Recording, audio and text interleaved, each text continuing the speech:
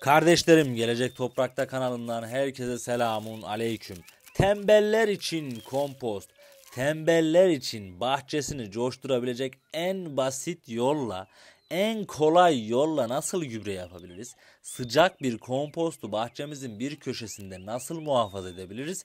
Ve ekim dikim zamanı geldiğinde bu hazır çöp poşetinin içinden toprak için ve sebzeler için şifa kaynağı olan bu gübreyi nasıl alabiliriz? Kompost yapımını herkesin mutlaka öğrenmesi gerekiyor. Biz bahçemizde ömrünü tamamlamış mısırlarımızı biçtik. Biçtik diyorum çünkü köklerini toprakta bırak. Bir önceki videoda ne anlatmıştık? Toprak altında yaşayan mikroorganizmalara besin bırakmak zorundasınız. Yani mantarlara, bakterilere besin verin ve onlar orada çürütsünler, çözsünler. O köklerin her birinin içindeki azotu, fosforu, potasyumu, organik maddeyi açığa çıkarsınlar. Açığa çıkarmalar yetmezmiş gibi aynı o bölgede mikroorganizmalar çoğalsın. Siz seneye ekim yaptığınızda hazır mikroorganizmalı bir toprağa ekim yapmış olursunuz. Ve hiçbir şekilde kimyasal gübre kullanmanıza gerek kalmaz. Şimdi videomuza gelelim.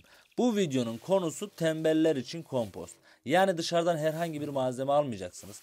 Dışarıdan bir para ödeyerek bir şeyler almayacaksınız. İhtiyacınız olan bir tane çöp poşeti. Bahçenizde kurumuş, ömrünü tamamlamış mısırlar olur, başka şeyler olur, kahverengi olacak. Kurumuş olması gerekiyor. Yani yeşil olmayacaklar. Bunlar kahverengiler ve yeşiller. Bu yeşiller yine bahçenizde otlar olabilir. Yeşil olursun, otlar olabilir. Bizim yapmış olduğumuz gibi kabak olur, salatalık olur, yeşil haliyle ömrünü tamamlamış bitkiler olabilir. Yine onların da köklerini toprakta bıraktık. Her ikisini de 5'er 10'ar santimetrelik olabildiğince küçük parçalara ayırın. İkisinin de hacimsel olarak ölçüsünün aynı olduğuna emin olmanız lazım. Bu işinizi çok kolaylaştıracaktır. Ve kompost yapımına başlıyoruz. Siz zaten izlediniz. Biz sadece önemini anlatmaya çalıştık.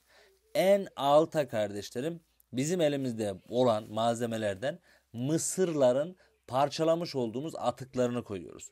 Yaklaşık 10 santim. Ve bunu nemlendiriyoruz. Ne demiştik? Mikroorganizmaların yaşayabilmesi için, yani çürükçüllerin yaşayabilmesi için belli bir neme, belli bir ısıya ihtiyacı vardır. 10 santimetre kadar koymuş olduğumuz kahverengiler, yani kurumuş malzemelerin hemen üstüne 10 santimetre yeşil malzemeleri koyuyoruz ve yine ıslatıyoruz. Tekrar kahverengileri koyuyoruz, tekrar yeşilleri koyuyoruz. Peki bu yeşillerin yerine ne olabilir? Hayvan gübresi olabilir. Kendi bahçenizdeki hayvanların gübresi olabilir. Dışarıdan bir gübre koymanızı tavsiye etmem. Bakteri veya patojen riski çok fazla. Bu katmanları tamamladıktan sonra poşetimizin sağından solundan delikler açıyoruz. Bu fazla suyun ve fazla ısının dışarıya çıkmasını sağlayacak. Aynı zamanda oksijenli ortamda yaşaması gereken mikroorganizmalarımıza oksijen sağlayacak kardeşlerim. Ve bunu ayda bir defa boşaltın. Şöyle bir çalkalayın, içerisine oksijen girsin, nemini kontrol edin. Sonra tekrar aynı poşetin içerisine koyun.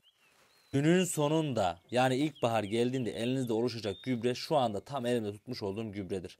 Allah'a emanet olun. Kendinize çok dikkat edin. Görüşmek üzere.